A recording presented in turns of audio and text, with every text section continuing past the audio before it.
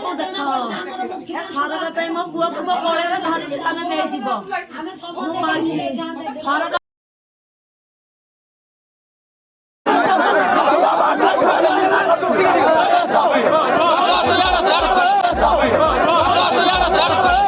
घनेबारे लगी hi tech hospital blast विवाद किए मृत किए जीवित ताहाको नहीं चली तनाघना किए कहूछि दिलीप बंची तो किए मागुछि ज्योतिरंजन मल्लिक मर शरीर ए सबु मध्य बद छंदी हेबाकु बसिलाणी हाईटेक हॉस्पिटल सेपटे घड़ी को घड़ी प्रेस मीट करी निज मुंडरू दोष छड़ाइबाकु कसरत करुछि हॉस्पिटल ए सबुठु बड़ कथा हैला एते बड़ त्रुटि पई दायी किए कारण एही घटना परे गोटिए कि दुईटी नुहे तीनोटी परिवार एबे आशा आशंकारे कि तांको पुओ बा स्वामी मृत ना जीवित कुहाଯାଉଛି जे दिलीप सामंतराय बंचिचंती हेले प्रथमे से मृत बोली तांको शव सत्कार करा जायतिला एहा जानी तांको पत्नी सोना आत्महत्या करथिले हेले एबे दिलीप सामंतराय बंचिथिबा जानिबा परे ज्योतिरंजन मल्लिक मृत बोली कुहाଯାଉଛି जहा फଳରେ एबे हॉस्पिटल रे उत्तेजना देखा देछि हॉस्पिटल सामने रे कांदी कांदी बेहोश हेउछंती ज्योतिंका पत्नी और परिवार दुख और क्षोभर सह दाबी करुछंती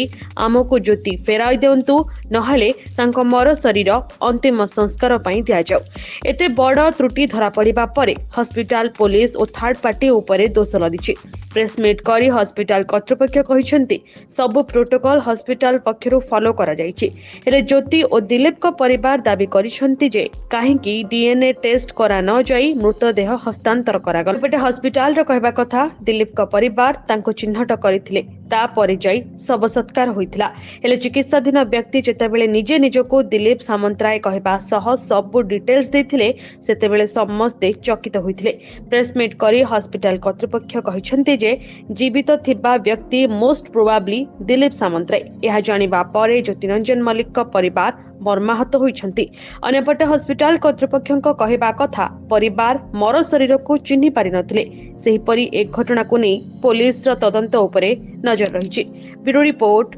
जी मीडिया।